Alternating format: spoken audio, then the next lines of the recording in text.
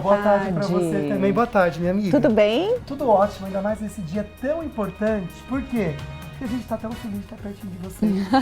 Todo dia é importante. Esse horário, Claro. então, é uma bolha pra gente, né, amiga? Nossa, é um respiro, não é então verdade? Sempre com assuntos muito gostosos, tem também diversão, esse bom humor do meu amigo aqui. Eu queria um programa a tarde toda. Imagina que delícia. Nossa, delícia. Quem Começa sabe, hein, agora, amigo? 1 da tarde, vai até às 3, 4 horas. Aí eles pagam a mais também pra gente.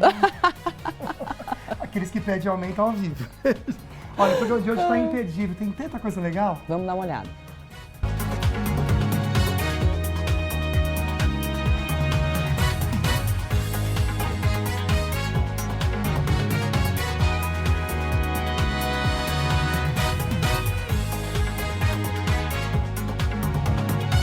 O Falando Nisso Band está no ar. Campanha contra os folgados. Feche as pernas ao sentar no ônibus. Não tem ninguém do meu lado e a minha perna já invadiu a cadeira aqui. Se tivesse alguém, eu tinha que estar preocupado com isso. Mas muita gente não se preocupa.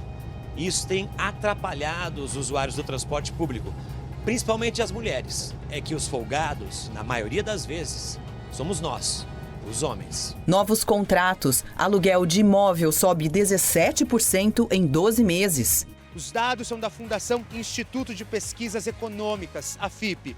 25 cidades foram monitoradas. 11 delas são capitais. As que registraram maiores altas no período analisado foram Florianópolis, Goiânia, Curitiba, Fortaleza, Belo Horizonte e Rio de Janeiro. Faça um check-up antes de entrar numa academia. No Brasil não existe uma lei que obrigue as academias a exigirem de seus alunos exames ou atestados médicos e nem mesmo avaliações físicas antes do ato da matrícula. A única exigência legal é que o aluno responda a um questionário como esse daqui. Conectados por aplicativos, prestadores de serviço e clientes. Hoje em dia, praticamente todas as micro e pequenas empresas do país têm o celular na rotina de trabalho. Desde o uso de plataformas para compra e venda de produtos, até aplicativos para contato com os clientes. Aqui no Sebrae, até o final desse ano, mais de 11 mil empresas devem participar do Programa de Transformação Digital.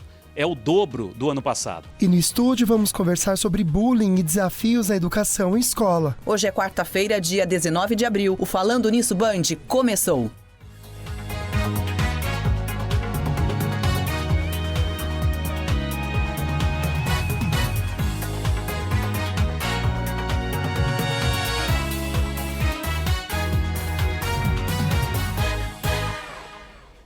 Viu só, pessoal, quanto assunto interessante e gostoso, né, amigo? Muito demais. Eu tô animado pro programa de hoje. Vai ser bem legal. A gente começa sempre com a nossa mensagem do dia.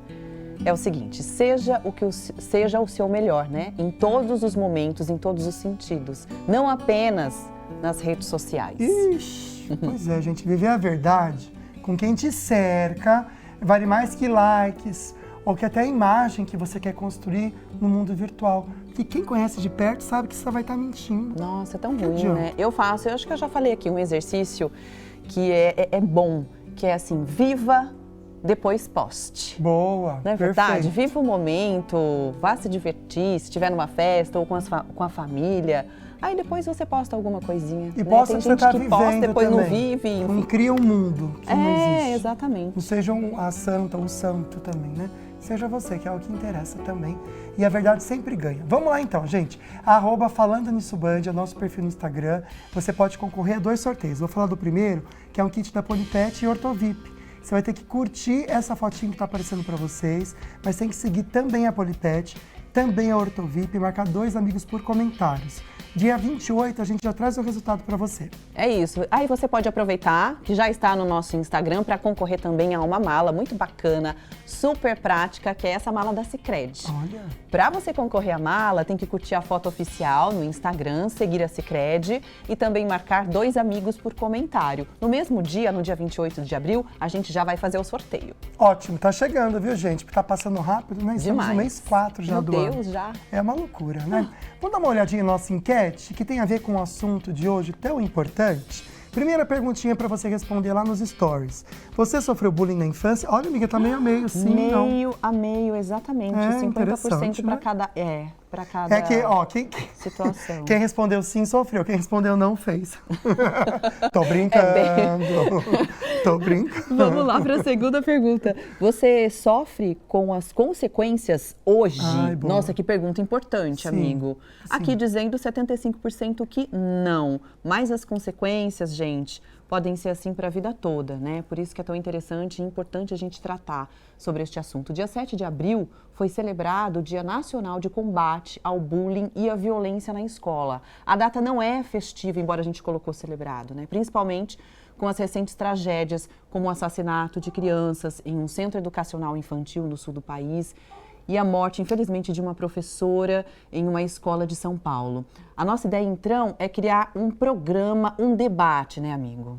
Sobre isso, sobre a importância da gente combater o bullying e a violência. Então a gente convidou 2 professoras e psicólogas, elas que conhecem bastante do dia a dia na escola, a Camila e a Thaísa. Sejam muito bem-vindas, que bom ter vocês aqui para a gente fazer um debate, na verdade, uma complementa, e a gente pode ir comentando também o que a gente vai percebendo, e vocês de casa com certeza também, pode pelo mandar WhatsApp, opinião, né? Exato, boa ideia. 12 99716 7989.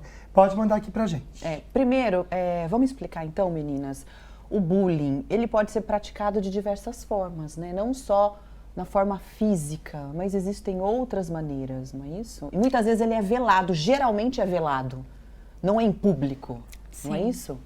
O bullying, ele pode acontecer o físico, que é o mais comum, é o que a gente mais fala, mas também pode acontecer aquelas piadinhas que quando você confronta o agressor, ele justifica que é só uma piada, que ele só estava brincando e tenta sair de lado, justificar a ação. E a gente não pode esquecer do cyberbullying também, que é algo muito importante, que é esse bullying que acontece dentro das redes sociais. Ainda mais hoje, essa questão de utilizar muitas redes, utilizar redes diferentes, você está sujeito a esse processo do cyberbullying também. E nos 2 casos, a ideia é intimidar e amedrontar o outro. Esse é o principal objetivo isso do é o bullying. E humilhar, né? Muitas vezes vem com humilhação, né, sim. gente? É intimidar também, mas acho que o pior de tudo, além de intimidar, é a questão da humilhação, da pessoa se sentir um nada ali diante de um comentário maldoso, né? E ele é praticado diversas vezes. Para caracterizar o bullying, você tem que ter aquela prática com frequência. Então, é uma perseguição é uma que acontece perseguição. ali com aquela pessoa que é a vítima também. Vamos já pensar então nos danos. Eu queria que vocês comentassem com a gente, até por visualizar às vezes em algum aluno, quais os danos de quem sofre o bullying? O aluno que ele sofre bullying, geralmente, ele está mais isolado na sala de aula. Ele está quieto, choroso, mais triste. A gente também tem algumas situações em que quando a boca não fala, o corpo padece, né, Camila? Exatamente. Então, o aluno começa a ficar muito magrinho, tem queda de cabelo, tem insônia, ou em outros casos ele come compulsivamente, sabe? Começa a ter uma alimentação que não era a regular. É interessantíssimo que a família preste bastante atenção. Nós na escola também temos esse hábito, essa leitura deles em sala de aula. Mas existe um contraponto, que às vezes o aluno também fica agressivo.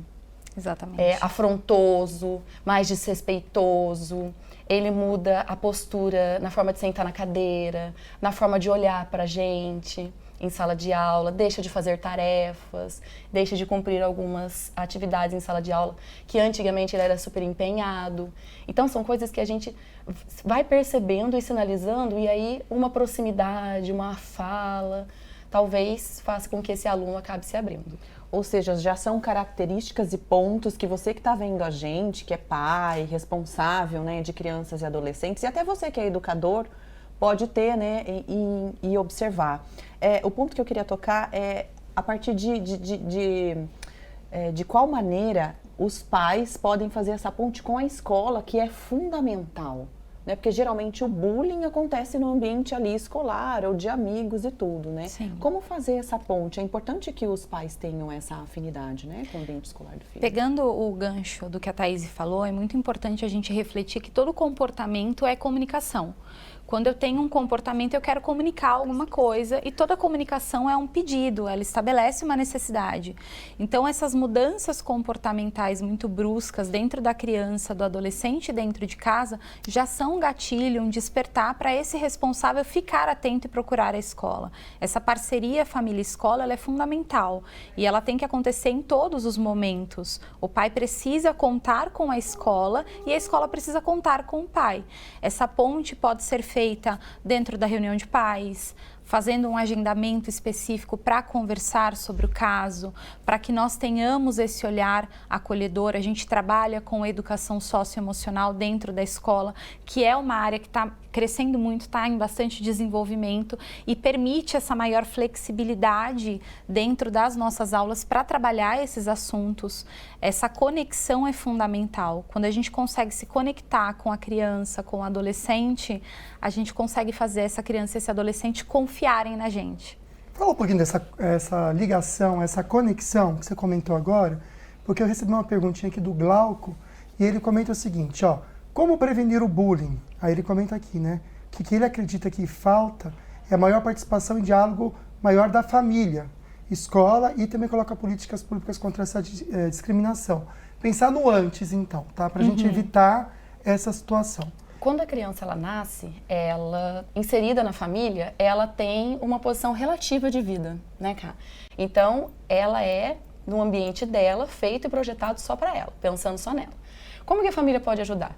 Ajudando essa criança a perceber que quando ela for para outros meios sociais, ela vai para um meio absoluto, né? Então, ela precisa respeitar o outro, olhar para o outro com cuidado, com carinho, tomar cuidado com a forma que fala, a forma que responde, né? Ser menos reativa, mas isso vem muito do modelo familiar. Exatamente. Né? O modelo familiar, ele é essencial para os alunos que chegam na escola, em idade escolar e dentro dessa idade de prática de bullying. Então, você percebe que eles se reproduzem muito das falas, do comportamento, da postura. Quando você diz modelo familiar, é o que o pai e a mãe são ali dentro de casa e como tratam aquela criança. Exatamente. Eu trabalho bastante com a parte da educação humanizada, que também é uma outra área que tem crescido bastante no Brasil. E a gente fala muito do respeito. E o respeito tem que ser mútuo. Não é porque é uma criança que eu vou tratar de forma agressiva, de forma violenta, porque ela vai aprender isso. Ela vai aprender a se relacionar com o outro da forma como ela é tratada. Então, se eu vou tratar uma criança de forma agressiva, ela vai responder com agressividade. Ela vai entender que os problemas que aparecerem na escola, os problemas que aparecerem em outros ambientes, vão ser feitos dessa forma. Eu apanho em casa. Como eu resolvo um problema? Eu vou bater. E aí a gente tem toda essa construção de reflexo, né? A neurociência traz isso pra gente, essa conexão, ela é genuína. Quando eu me conecto com o outro, eu estou me conectando com o cérebro do outro, eu estou me conectando fisiologicamente com o outro. E aí eu trago essa relação de confiança, eu trago essa relação de respeito mútuo que precisa acontecer, olhar para a criança com igual dignidade, com igual valor, para que ela se sinta pertencente, aceita ao meio e para que a empatia não seja praticada só ali dentro de casa, mas que ela consiga expandir a empatia para outros meios. Excelente, gente. Então a gente vai tentar durante o programa achar mecanismos para você que está em casa, tem criança, percebe que está um pouco diferente, como quebrar esse silêncio e fazer com que a criança fale, pai, mãe, isso e isso acontece comigo na escola, me ajude, porque tem um bloqueio também, a gente já entende o porquê. Mas a gente vai para o nosso bloco de notícias. Quero saber se você em casa é daqueles ou daquelas que sentam no ônibus ou, sei lá, metrô quando for para São Paulo, de forma espaçosa, com as pernas abertas, sabe? Não tá nem aí, né? Nossa, é tão incômodo, né? Pois é. Tem uma campanha, sabia? Para alertar esses passageiros um tanto folgados. Muita gente parece ter dificuldade em ficar com as pernas fechadas, juntinhas no transporte coletivo. E quase sempre é o mesmo tipo de passageiro. O homem. Eles já sentam, já querendo ocupar todo o espaço. Esparrama. Esparrama. E muitas das vezes deixa a gente Nós mulheres já é um pouquinho retraída para cá, exatamente. Como é que tá o Vicente? Que nota você dá para ele? Não, para ele aqui tá de boa, tá 10, tá lá no lugarzinho dele, tranquila. Estava preocupado com a nota dela? Sim, porque é verdade mesmo isso aí que ela falou, né? Tomo bastante cuidado, né? Cada um com seu espaço e o seu limite. Não tem ninguém do meu lado e a minha perna já invadiu a cadeira aqui. Se tivesse alguém, eu tinha que estar preocupado com isso. Mas muita gente não se preocupa.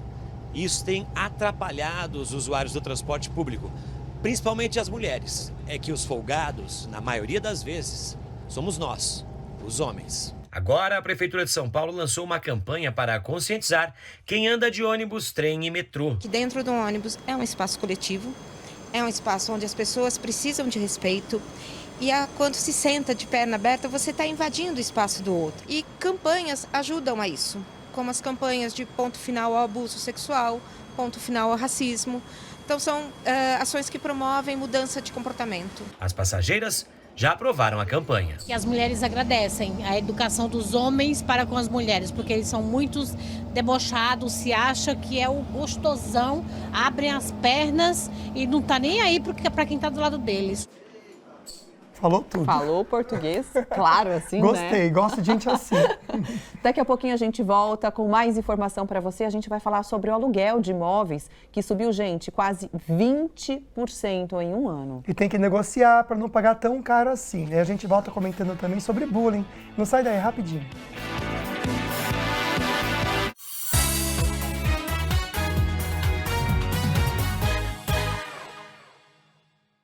Gente, como eu amo fazer esse programa, que programa lindo que está sendo de hoje, e vai ficar mais ainda agora também, porque toda quarta-feira a Fundação Vale Paraibana de Ensino vem trazer e abordar temas e conteúdos que são relevantes, que precisam realmente ser conversados. Hoje nós vamos falar e nós vamos receber, na verdade, a professora Monique Baraúna, e vai falar um pouquinho sobre um assunto muito atual, assim como a questão do bullying, né, amigo? Que são as redes sociais e essa conexão entre escola, adolescentes e até crianças e também os pais, não é verdade? Monique, boa tarde, seja muito bem-vinda, querida. Boa tarde, Lucas, boa tarde, Águida, prazer, viu? Prazer é nosso. Prazer.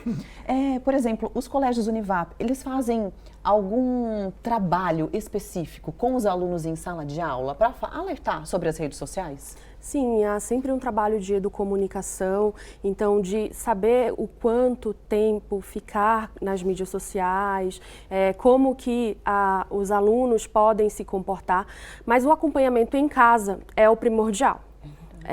Porque é em casa que as crianças têm o maior acesso ao celular e aí é o tempo que elas podiam estar estudando nele. O celular e a internet são primordiais para o avanço, para os estudos, mas aquele tempo que se passa jogando online, nas próprias mídias sociais desde muito cedo, é o que é prejudicial para as crianças. Eu estava acompanhando a entrevista do bloco anterior e não só o bullying na escola, mas o cyberbullying, que é o bullying que acontece nas mídias sociais, é muito evidente e atinge também muitos adolescentes, né? Muitas crianças. É triste demais até mesmo. Até às vezes da escola, vai para as redes sociais e acaba fazendo uma piada de mau gosto com o outro ou perseguindo uma criança.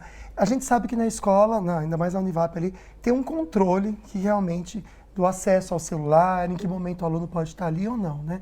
Só que depende muito dos pais. Como que vocês conseguem trazer essa sabedoria e para os pais também, para eles entenderem que eles têm que ajudar vocês ou nem ajudar, fazerem esse serviço em casa? Bom, primeiro o controle parental das mídias sociais. O ideal é que a criança tenha celular com uma certa idade. Então, a partir dos 12 anos, com uso controlado. Existem aplicativos de controle, então é ideal que os pais tenham celular, um aplicativo que consegue ler todas as mensagens, que autorize a instalação de aplicativos, que monitore as conversas e que o pai faça isso com frequência, né? Até que idade você acha que é bacana isso, na sua opinião? Olha, acho que até os 13, 14 anos é o ideal. Depois, o diálogo, é claro que é o essencial, porque aí também você não vai invadir a privacidade desse aluno, né? É tão interessante a gente observar a questão da tecnologia, das mídias sociais, dos alunos Mas também existe essa coisa, né? O aluno ali na rede social, fazendo a tarefa da escola e tudo mais. Como que vocês fazem essa conexão? Até que ponto é saudável e necessário para o aluno? Até que ponto os pais devem prestar atenção, de fato? Bom, aos excessos. Aos excessos, né? Ali, toda pesquisa a gente vai nos aplicativos de busca. É inevitável, é uma fonte de ampliação de conhecimento para aquela criança. Na nossa época era uma Barça. Na verdade. Né? Meu pai tinha. Barça, tinha Conhecer também, Monique, bem lembrado. Ou a gente ia para a biblioteca. A gente ia para a biblioteca, fazia o paper, copiava. Era legal, né? Agora não, né? E a gente ainda tem o ChatGPT, que ainda pode, assim, a gente precisa educar essas crianças para usar. Existe uma inteligência artificial que pode ajudar nos estudos? Pode. Não vai copiar o que está escrito lá, mas, eu quero saber sobre a história colonial. Eu vou lá e busco, estudo e vou construindo o meu texto, o meu conhecimento. E isso é o pai que deve ajudar a orientar a criança, né?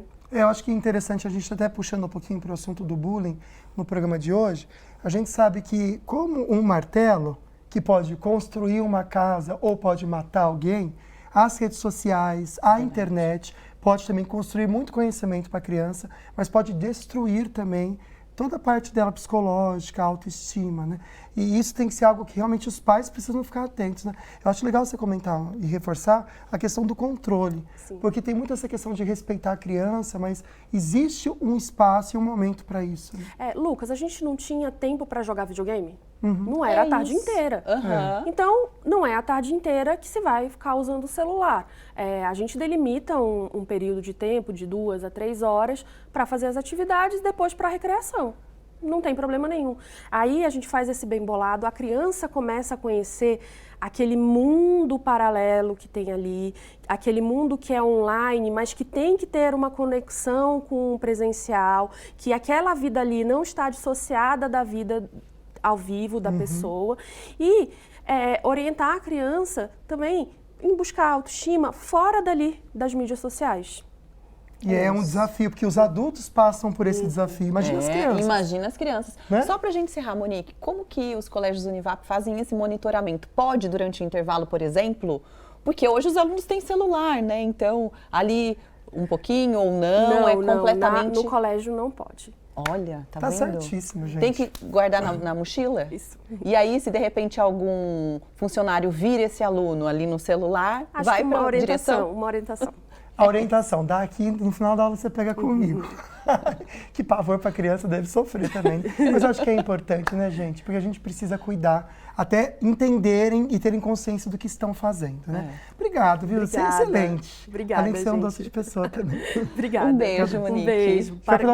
Imagina que é isso. Vamos para o nosso bloco de notícias? Vamos lá, então, com mais notícia. Olha, para quem está procurando imóvel para alugar, a palavra de ordem é negociar, porque está tudo muito caro e o preço realmente subiu. Nossa, demais, né? Aqui em São José, mas não só na nossa região, em todo o Brasil, os novos contratos de aluguel, gente, de imóvel, subiu 17% em 12 meses. Alugar um imóvel novo é um desafio, não só para encontrar o lugar ideal, mas também pelo custo. Nos últimos 12 meses, o preço médio da locação aumentou 17% no país. É a maior alta desde que a pesquisa começou em 2011 e 3 vezes mais que a inflação oficial no período.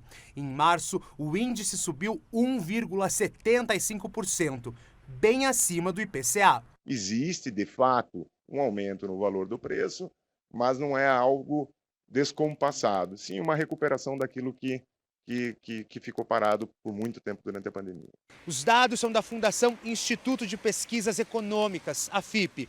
25 cidades foram monitoradas. 11 delas são capitais. As que registraram maiores altas no período analisado foram Florianópolis, Goiânia, Curitiba, Fortaleza, Belo Horizonte e Rio de Janeiro.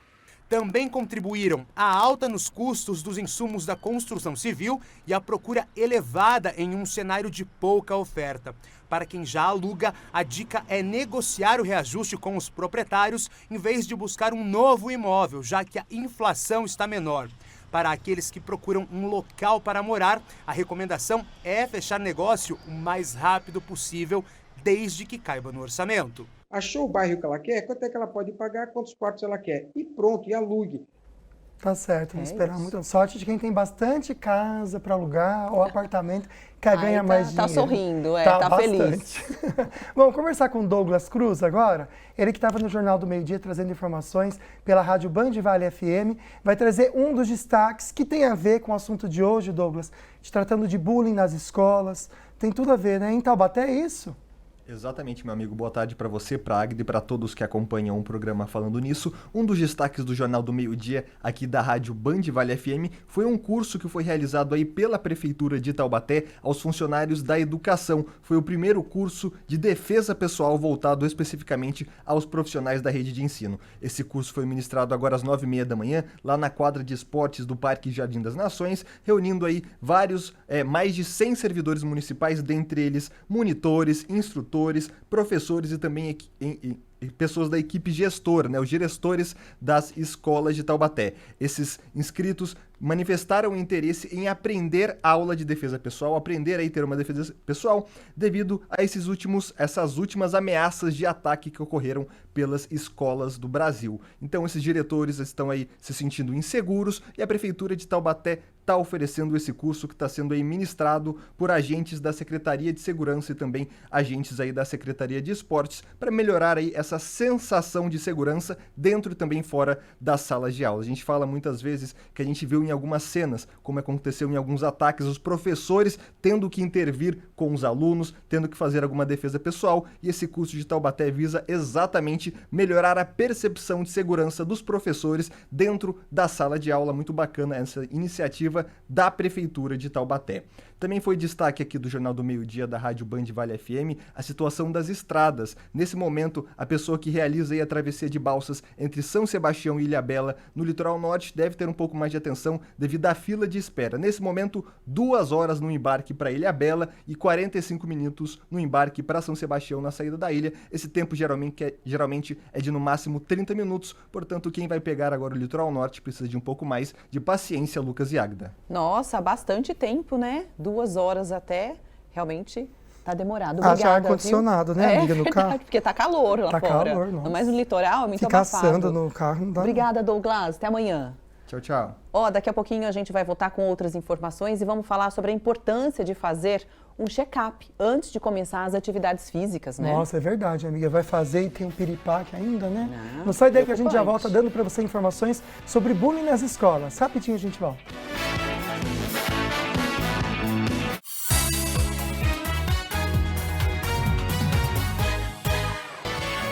Já estamos de volta. Olha, dia 7 de abril foi celebrado o Dia Nacional de Combate ao Bullying e à Violência na Escola. A data visa chamar a atenção para essa problemática que vem acontecendo em inúmeras escolas pelo país.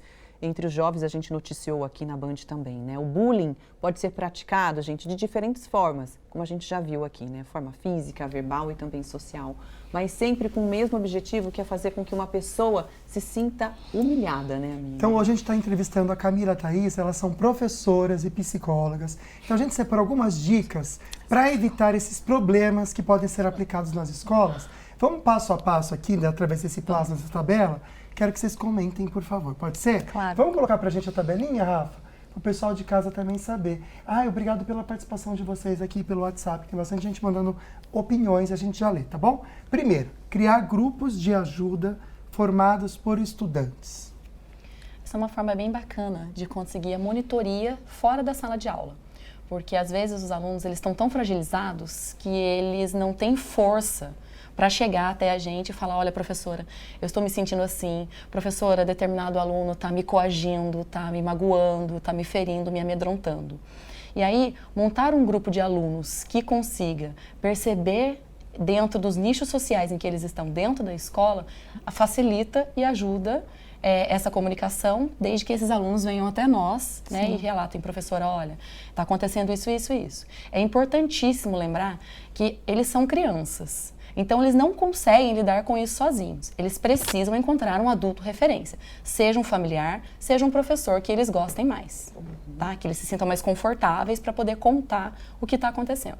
Olha, gente, que interessante. Essas são dicas que também você que está em casa pode, de repente, de uma forma amigável, cobrar a escola de novas atitudes. Bom. Então, uma delas pode ser formar grupos de estudantes nas próprias escolas, né? Fica aí como sugestão para que os pais possam fazer essa interação, tá? Entre escola e alunos e os pais. Segunda, possibilitar a gestão democrática. É muito importante pensar nessa questão da gestão democrática e, para falar sobre isso, quebrar um paradigma muito importante da educação. A gente fala muito da criança e do adolescente serem obedientes, mas o que é a obediência? É a dependência. Eu escuto uma ordem, eu abaixo a cabeça e eu faço.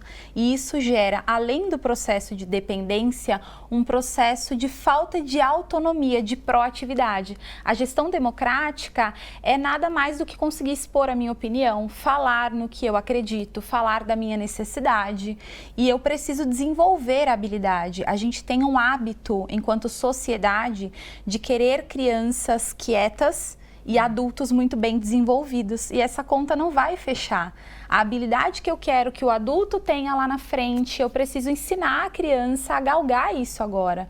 O respeito, a criatividade, a proatividade, a autonomia. A gestão democrática é fundamental para que eles possam se expressar, para que eles contribuam como jovens para a sociedade e entendam o papel não só social, mas político também dentro do ambiente em que eles estão.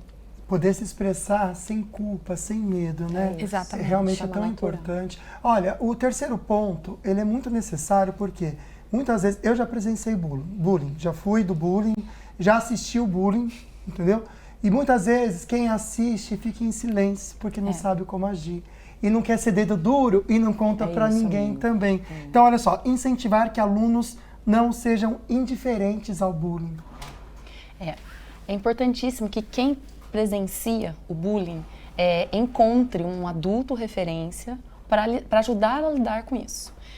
Eles têm, sim, um certo medo de não fazer parte de um grupo, a necessidade de ser aceitos em outros grupos sociais. Então, aceitar a prática do bullying com um colega ou consigo mesmo é uma forma de pertencer a este grupo. Mas eu brinco muito com eles que quem se autoconhece não se autossabota. Alguém que exige que você abra mão de si, abra mão dos seus valores, abra mão da sua dignidade para estar junto de você, não merece pertencer ao seu grupo social. Então, qualquer tipo de brincadeira indelicada, de fala agressiva, precisa ser combatida, né? Então, quem estabelece o limite é o próprio indivíduo. Então, até aqui você pode falar comigo. A partir de determinado momento, você está me agredindo, me ferindo. Só acho legal falar o seguinte, que não é para enfrentar. Não. É para encontrar um adulto e contar. Não é que você tem que ser herói ou heroína da pessoa que está passando por aquilo. Mas é encontrar alguém que possa resolver. Isso, porque senão fica até perigoso, né? Lidar com essas situações sozinhos. Porque, como eu disse, eles são crianças, eles são adolescentes e não estão prontos para lidar dessa forma afrontosa, né, e tão violenta com essa situação. Diz que o cérebro de um ser humano, ele fica maduro, digamos assim, aos 21 anos. 25. 25? 25. Então, para você ver... Eu acho que se for homem, ela como nos 40. Acho que isso é para as mulheres. Que o que tem de marmanjo... É verdade, muitos só amadurecem nessa fase, nos 40. E olha lá, né, amigo? Conheço um monte. Então, para você ver, né, eles sempre realmente precisam de um apoio ali, né, de algo mais forte. Vamos falar um pouquinho sobre a questão da comunicação não violenta. O que significa isso? A comunicação não violenta é uma teoria do Marshall Rosenberg que ensina a demonstrar as nossas necessidades. Eu preciso me comunicar de forma assertiva, de forma empática, eu preciso me expor e respeitar o outro, né? Eu trabalho muito com os meus alunos da pós-graduação essa questão da fala, da comunicação não violenta e da educação humanizada de uma forma geral, porque tudo calha. Eu preciso entender o desenvolvimento do cérebro do meu aluno para que eu não cobre e tenha expectativas irreais, e eu preciso ensiná-los. Aluno, criança, filho, eles são por natureza questionadores e é algo que a gente precisa estimular. A comunicação não violenta vai ao encontro disso. Como eu questiono? Como eu vou para um adulto responsável relatar sobre o bullying?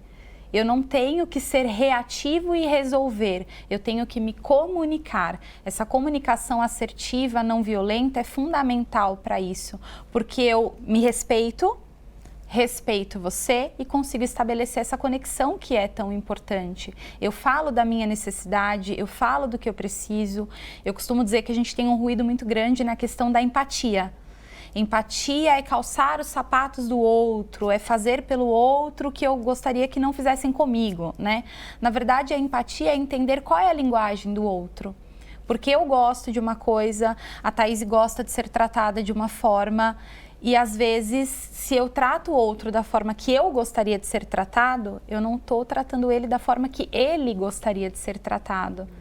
Quando eu uso a comunicação não violenta, eu entendo como você gosta de ser tratado, qual é o seu limite, e a gente consegue não ter ruído nessa comunicação. O nosso quinto ponto tem a ver também com a questão de ter sabedoria na hora de resolver, né, gente? A mediação de conflitos. Sim.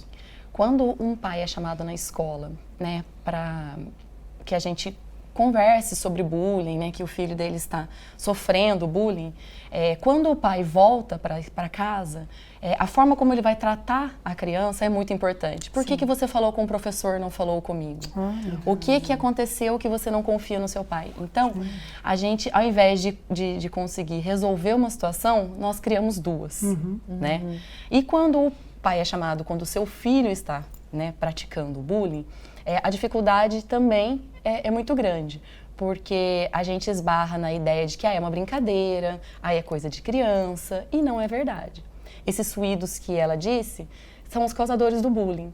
Então, quando a criança ela ultrapassa o limite de uma outra criança ou de um outro adolescente, começam os problemas. Quando você deixa de enxergar que talvez o que você esteja falando dói no outro, começam os problemas. Né? A gente fala que a gente não pode medir o outro com a própria régua.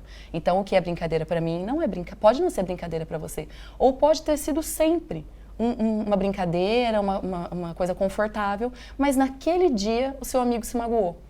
E aí você deixa de entender e começa uma briga e começa uma situação difícil em sala de aula.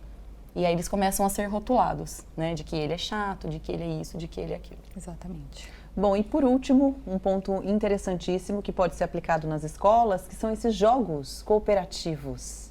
Exemplos. Na educação física. Educação física é um exemplo muito bacana. Quando a gente está jogando futebol ali na educação física, eu tenho um time, eu preciso colaborar com o meu time, eu preciso fazer a minha parte, respeitar a parte do outro. Passou a matéria sobre as lutas, né? É muito legal você aprender a luta, porque uma das regras é nunca use a luta dentro da sua escola, dentro do seu ambiente social. Você está aprendendo para quê? Para se defender. Você está aprendendo a luta para entender o limite do seu corpo, o limite do corpo do outro. Não é um ataque. Você está aprendendo a respeitar regras. Você está aprendendo sobre essa questão do respeito à diversidade, do respeito ao corpo do outro, que são coisas muito importantes. Então, esses esportes coletivos, esses jogos cooperativos vão falar bastante sobre isso. Eu preciso me comunicar de forma clara e assertiva com o outro quando eu estou jogando. Eu preciso respeitar o corpo do outro para que num esporte coletivo não haja um enfrentamento e eu não machuque o outro. E tudo isso vai criando essa percepção. O que é meu, o que é dele, o que é bom para mim, o que é bom para ele, aonde começa a minha parte, aonde termina a minha parte, e a gente aprende sobre as questões sociais. Os conflitos vão existir, sempre vão existir. A gente precisa orientá-los da melhor forma, como lidar com esses conflitos. Excelente. Rafinha, coloque em tela cheia, por favor, que a Águida deu uma sugestão para você em casa. Colocar isso aqui como sugestão também para a escola do seu filho e da sua filha. Então, tira uma fotinho, de repente, para você levar esses pontos, né? Eu sei que tem professor assistindo a gente aqui também, então, de repente, leve isso para o seu local de trabalho, que eu tenho certeza que vai ser algo que vai ajudar a resolver bastante. Parar um pouquinho o assunto aqui para saber como que fica o tempo para essa semana. Será que vem chuva? A Amanda já vem adiantando que vem previsão aí de cair a temperatura. É isso, Amanda? Boa tarde. Olá, muito boa tarde, Lucas. Boa tarde, Águida, e a todos que nos acompanham através do Falando Nisso. A frente fria ainda atua e instabilidades em altos níveis da atmosfera também mantém essa nuvem carregada em áreas da região. Na expectativa, tem previsão de chuva durante esta quarta-feira, inclusive uma chuva que pode se espalhar desde a Serra da Mantiqueira até o litoral norte de São Paulo.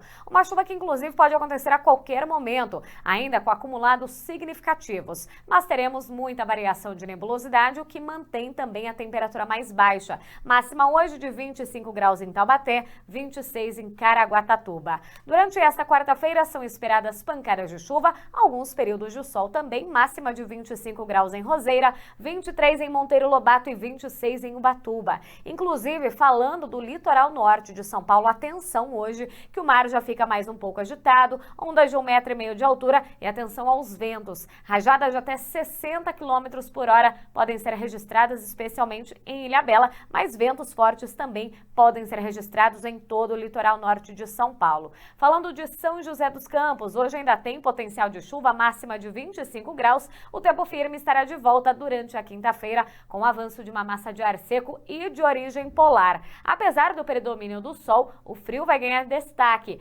Mínima de 13 graus na manhã da quinta-feira, máxima de 21 à tarde, mesma temperatura esperada na sexta-feira. Mas na manhã de sexta, teremos a manhã mais fria do ano em São José dos Campos, com mínima de apenas 9 graus. 21 graus? Ah, amiga, tá difícil, né? É bom que a gente usa aquele moletom que tava guardado, né? Tem que lavar. É verdade, senão dá rinite. Hoje eu tô um pouco com o nariz assim, viu? Tô com o moletom que fazia tempo que eu não usava. E aí, para esquentar, a gente vai fazer exercício, certo? Perfeito. E aí, você começou a fazer exercício na academia, correr na rua? Coisa boa, né, amiga? Mas a recomendação é só você, antes de dar o primeiro passo, fazer um check-up. Na hora de cuidar da saúde e sair do sedentarismo, muita gente acaba escolhendo se matricular numa academia. Mas ao contrário de atividades leves ou recreativas, como caminhadas ou um passeio com o cachorro, que oferecem baixo risco, esse tipo de treino parte de um esforço moderado. Para esse cardiologista, o ideal é passar por um check-up antes de começar. Quando você tem um protocolo no qual vai haver uma exigência com uma intensidade muito grande, eu acho que a avaliação tem que ser muito criteriosa, né? Muito criteriosa porque você tem fatores de risco que você não sabe que tem, às vezes, entendeu? Você nunca fez um exame, você nunca colheu um colesterol, ou você não sabe que tem uma pressão alta. No Brasil não existe uma lei que obrigue as academias a exigirem de seus alunos exames ou atestados médicos e nem mesmo avaliações físicas antes do ato da matrícula. A única exigência legal é que o aluno responda a um questionário como esse daqui. Ah, mas então vai fazer exercício na academia, tudo bem? Não é tudo bem, você tem que tomar cuidado. Então a comparação entre sedentarismo e exercício é melhor fazer exercício. Só que realmente você precisa se preparar para tal. A Ana passou pelo médico antes de começar nos exercícios e escolheu essa academia que, além do questionário, também oferece uma avaliação física detalhada para os alunos. A gente tem mais cuidado, né? Sabe o que pode fazer, o que não pode, então dá mais segurança, né, para todos os alunos, eu acredito. Ah, com certeza, muito melhor. Vamos chamar a Alana Moraes? Ela vai contar pra gente um dos destaques da web, que eu sei que hoje tem um famosão aí que vai se tornar papai. É isso mesmo, Lana? É isso, Agda. Boa tarde. Oi, Lucas. Oi. Bom, um jogador famosíssimo de futebol vai se tornar papai pela segunda vez, é o Neymar. Ele e a Bruna Biancardi anunciaram nas redes sociais ontem o anúncio do seu primeiro filho. A Bruna tem 29 anos e o Neymar 31. Os fãs e seguidores do casal já desconfiavam da gravidez da influenciadora, que, segundo eles, Bruna estava aparecendo com roupas mais largas e postando foto do busto para cima, né? Não tirava foto da barriga. O Neymar já é pai, então, do Davi Luca, de 11 anos, fruto do seu envolvimento com a também influenciadora Carol Dantas. A Bruna e o Neymar se conheceram pelas redes sociais em 2021 e começaram a trocar mensagens. E então, o Neymar convidou a Bruna para passar alguns dias em Paris. Que chique, né, gente? A gente chama a pessoa para dar uma voltinha na praça, ele chamou ela para dar uma volta de iate na Espanha. Então, eles foram vistos juntos nesse passeio. Na época, a semelhança da Bruna Biancardi com a ex-namorada do jogador Neymar, que é a Bruna Marquezine, chamou bastante atenção. Ela realmente é muito parecida com a Bruna Marquezine e deu o que falar isso. E elas são bem parecidas. Em abril de 2022, eles começaram a namorar. Em agosto de 2022, eles terminaram, mas voltaram em janeiro deste ano e agora serão papais. De primeira viagem para ela, mas para ele, né? Quem não queria ser filha do Neymar, hein, gente? Conta uma pra criança mim. Que não vai ter problema com conta na vida, que não vai ter que olhar olerite não vai de saber nada. o que uma havaiana e um prego uma criança tem a ver, né? abençoada nem os por netos Deus. do Neymar. E se entendeu? puxar a São mãe vai ser muito gerações. bonita, né? Se puxar o pai, sinceramente, acho que não. Se puxar Mas, a menina... Vai ficar bem bonita. Aliás, né, vai aparecer muito até igual, uma atriz, né, a Bruna Marquezine. Eu fico pensando, será que ele superou de fato? Não sei, o lá, mesmo ou nome. Foi uma coincidência. Sabe o que é, amiga? Acho que tem gente que tem um tipo, né, Lana? Tem gente que só gosta de loira, só gosta de morena. Ele gosta do tipo Bruna Marquezine. E tem gente que gosta de tudo e de todos. Aí também tá aí. Meu amor, né, tem isso. Um beijo pra você, minha linda. Beijo. Fica com Deus, viu? Bom, a gente já volta, porque hoje em dia a gente comenta com vocês que não tem jeito. A gente tem que estar conectado o tempo todo, antenado às tecnologias também. Principalmente comerciantes. É super favorável, gente. Tem que ter os aplicativos e tudo mais para poder vender o seu peixe. Daqui a pouco a gente explica melhor.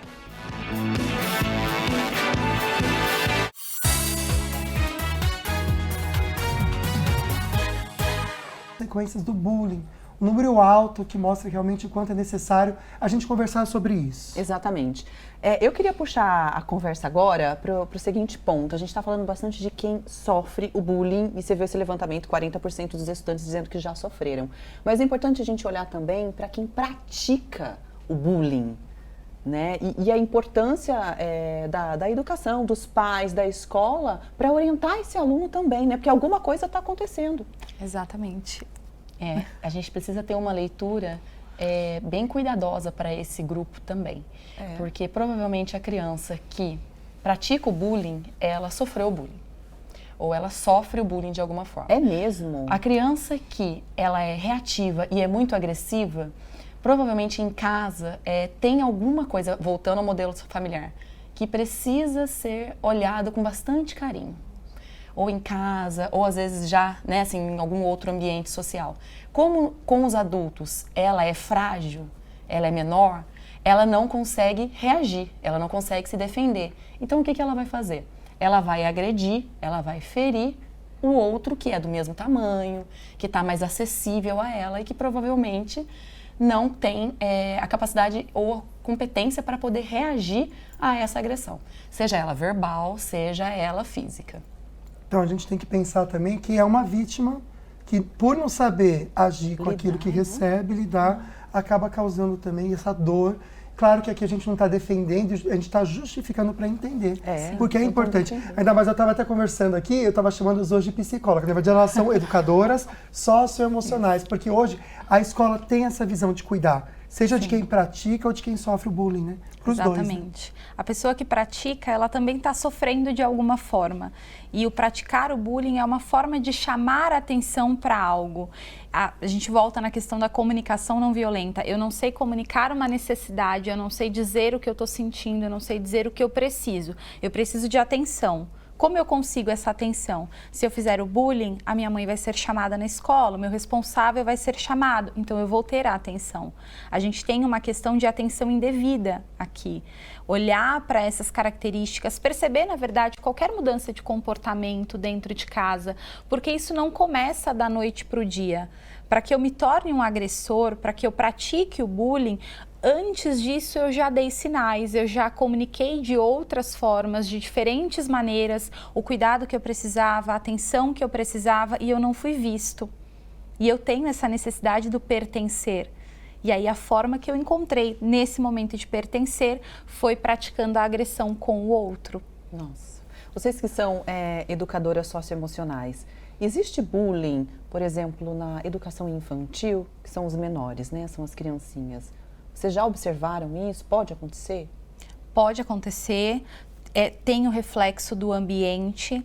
Então, a gente tem muito da característica, aquela criança que demora um pouco mais para falar, aquela criança que anda de um jeito diferente, ou que às vezes segura a caneta de um jeito diferente e o amiguinho solta aquela piadinha, mas é algo que eles também escutam dentro de casa.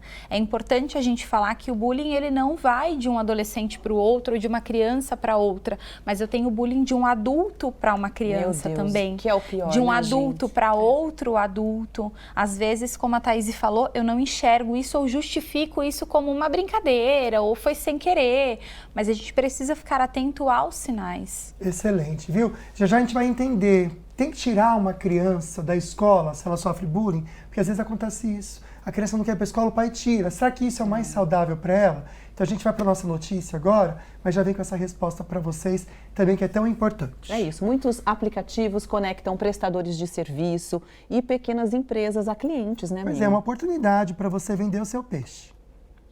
É de olho no celular que a Patrícia consegue aumentar a clientela. Maquiadora, ela descobriu um aplicativo que conecta profissionais a clientes. Para usar a ferramenta, gasta uns R$300 por mês com anúncios na plataforma. Vale mais a pena do que, por exemplo, eu ter um estúdio meu que eu tenha que pagar 3 mil, né, num aluguel, e aí o restante eu invisto em produtos, investimentos para o meu negócio mesmo. O aplicativo que ela usa já tem 4,5 milhões de profissionais cadastrados em mais de 500 tipos de serviços, desde maquiagem até reformas. É uma das vitrines virtuais que vem atraindo autônomos que viram na digitalização a chave para impulsionar os negócios. Hoje em dia, praticamente todas as micro e pequenas empresas do país têm o celular na rotina de trabalho. Desde o uso de plataformas para compra e venda de produtos, até aplicativos para contato com os clientes. Aqui no Sebrae, até o final desse ano, mais de 11 mil empresas devem participar do Programa de Transformação Digital. É o dobro do ano passado. O que a gente começa a ver agora, durante a pandemia, é mais uma inserção da área de serviços no digital. Então as empresas, elas estão utilizando o digital para se relacionar, para se comunicar, para aparecer no radar. E aí está posicionada nesses sites de pesquisas e até a forma de comunicação pelos aplicativos de mensagem propriamente dito, que hoje já são até comércios ali, ou ambientes de prestação de serviço também. É isso. Antes da gente encerrar, a gente volta com a pergunta que o Lucas fez, né? Tirar ou não a criança ou adolescente da escola quando ele está sofrendo bullying, é a opinião de vocês, e a orientação, né?